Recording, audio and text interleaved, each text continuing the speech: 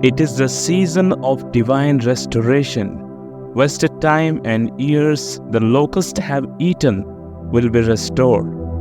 God is working to redeem every lost opportunity, every delay, and every setback. God is faithful to restore what has been lost and make all things new.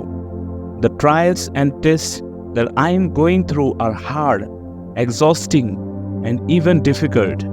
But these challenges are opportunities for spiritual growth and character development. The tests are not meant to enlarge my capacity for greatness. God is working all things for my good and His glory. Hallelujah. Amen.